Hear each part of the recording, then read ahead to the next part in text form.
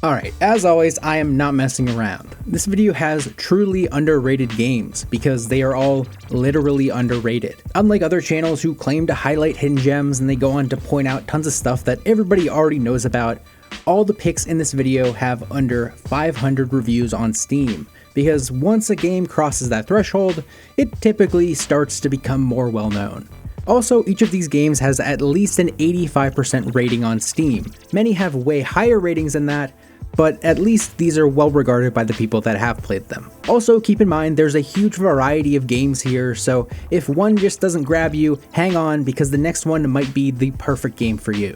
Okay, no more wasting time, let's just get right on into it.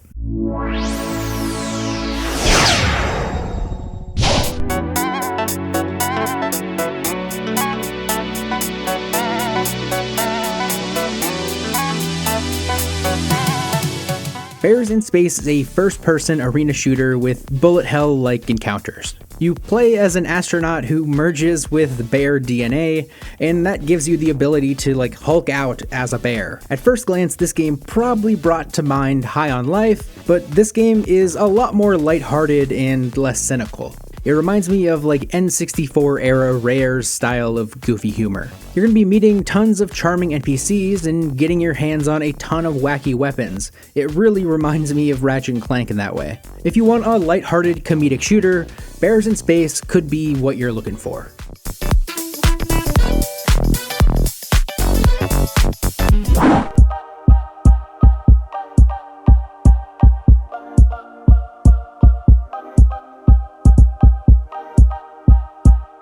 Then we have Card Hog, which is a roguelike card game where you slide your pig card around in a grid to gather resources and battle enemies.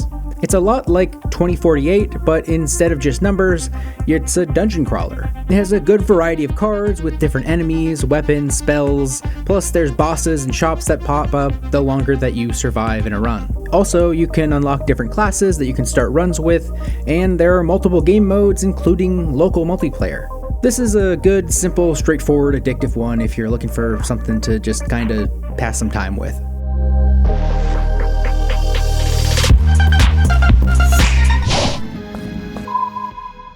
Sonar Shock is a modern tribute to the System Shock series. It's set aboard this giant Soviet submarine that's plagued by this eldritch scourge. That premise might sound a bit heavy, but the game embraces its inherent silliness and runs with it. You're going to be taking on different challenges with a range of systems and mechanics. Nothing beats a game that lets you use tools to find clever, unscripted solutions. The controls are a bit archaic, but that intentionally calls back to classic System Shock, but there are some tweaks that slightly ease the experience here. If you're into retro survival horror and immersive sims, Sonar Shock will totally hit the spot for you.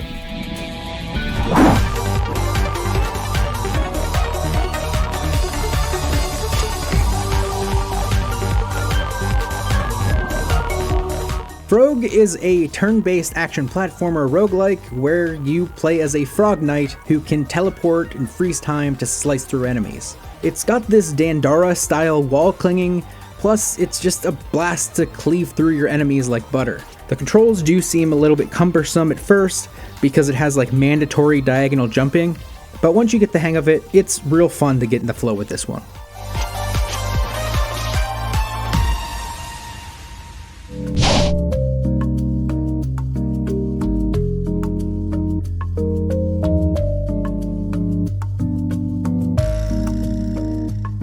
Hotel Sowls is an adventure game where you play as a guy who explores a mysterious hotel after his precious stone goes missing. It has a really nice minimal visual style to it where the environment is constructed of these real-world photos that have been edited to fit this otherworldly setting. You walk around and talk to the hotel's bizarre NPCs to uncover the strange nature of the things that are happening in the hotel and to hunt down your stone. The gameplay is basically a classic point-and-click adventure game where you collect objects to solve problems for NPCs. This one's perfect for fans of surreal vibes and charmingly weird dialogue.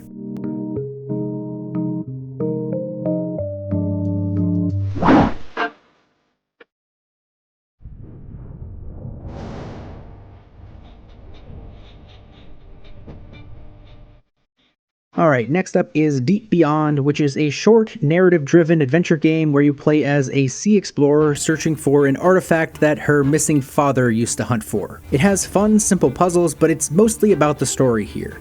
It feels like an interactive short film in that way. Also, the visuals are simple and really nice, and the atmosphere is perfect for getting sucked into this short, 1-hour mystery. If you're into games like Call of the Sea or Return of the Obra Dinn, this is like a nice little bite-sized version of that.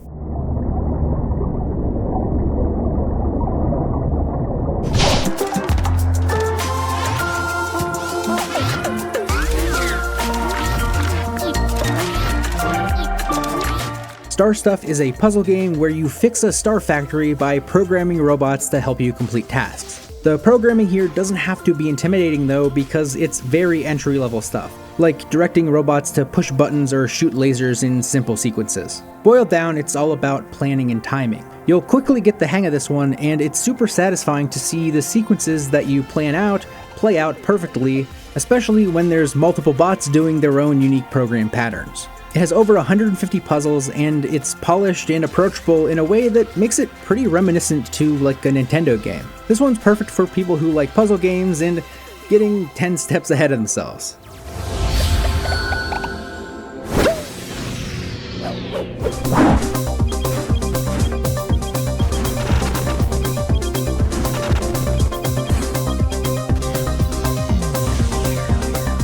Buzz, spelt BZZZT, is a straightforward precision platformer that feels like Super Meat Boy and Celeste, but this one has more of a Mega Man vibe to it, minus the combat. As with any good platformer, the controls here are super responsive, making it simple and really fun to just jump and move around. That being basic game design 101 stuff, but it's harder to pull off than you might think, and this is just a super fun game to interact with in that way. Yes, you are going to die a lot, because this is a precision platformer after all, but the respawns aren't too punishing, so it keeps it from getting too frustrating. This one is good for anyone who loves a solid platformer with great music and astoundingly good pixel art, so that should be pretty much everybody.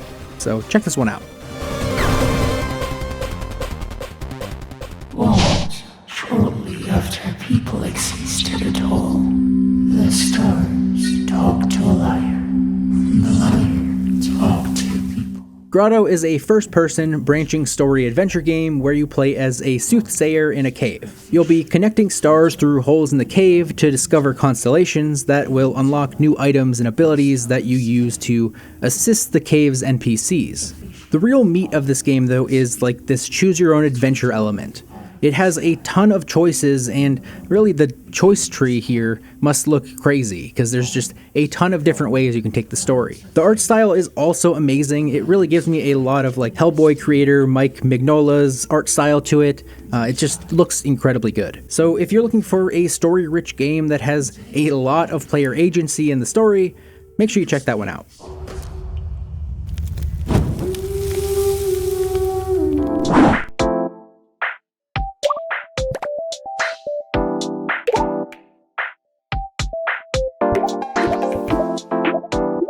So Suika Game is still having its influence felt in the world of indie games, and I only really like the clones that take the concept and do something unique with it. And in POOOOL, that's spelt with 4 O's by the way, is a billiards take on Suika Game, where the physics are just perfect. Before I get into it though, if you've never seen or heard of Suika Game, the basic concept is that when two like color objects touch, they combine and become the next in a ascending hierarchy of objects.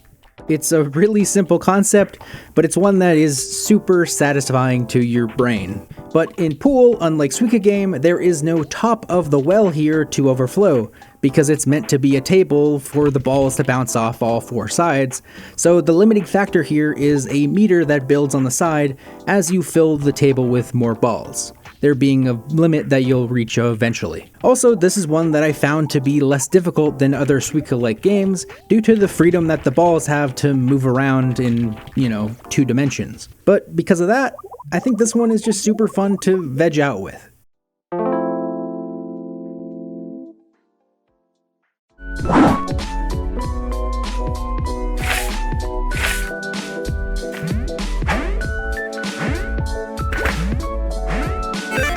Refresh is a cozy 3D platformer where you help animal NPCs rebuild their island after a storm hits it. It has a charming vibe and is pretty similar to Little Gator Game or A Short Hike, and it's a 3D platformer, so you're going to be collecting objects for upgrades and completing quests. It's short and sweet, taking only around like an hour and a half to play through and only costs about $5, so it's the perfect sort of game for a quick, wholesome adventure.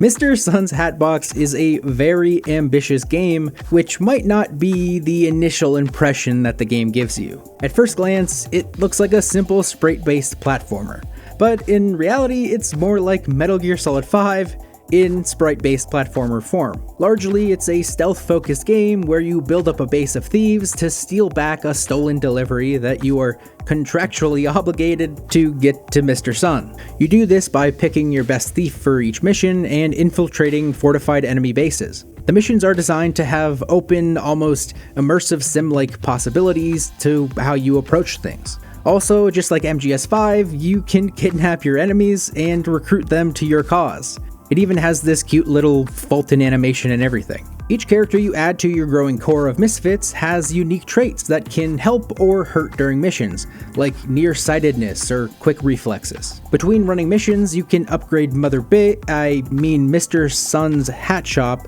by having units that you don't take into the field complete tasks similar to the base in XCOM. In XCOM, it's like XCOM. There really is just a shocking amount of depth to this one. Outside of single player, there's even co-op and PvP. So if you want a game that just keeps delivering more and more depth, don't judge this one by its cover.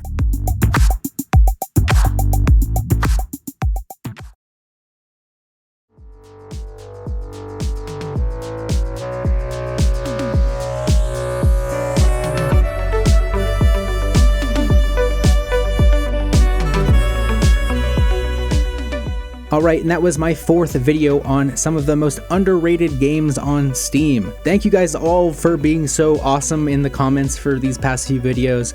It's really awesome to hear the great feedback. I hope that you found at least one new game in this video that you're going to add to your wish list. Also, make sure you do all the YouTube-y stuff for me, like, subscribe, do all that stuff. It really helps a ton. It seems like these videos are kind of picking up a little bit momentum, and I don't want to lose that, so I'm going to probably do a couple more of these underrated Steam videos for my next couple videos, and then maybe I'll do a different thing to mix it up a bit, just because, you know, you don't want to halt the momentum that you've worked so hard to start to build up, so I'm going to probably stick with these for a little bit longer and then maybe do another one-off and come back to it. Who knows? We'll see. Whatever seems like the right thing to do is what I'm going to do. Anyway, yeah. Thank you for watching. Thank you for watching. Thank you for watching. Thank you for watching.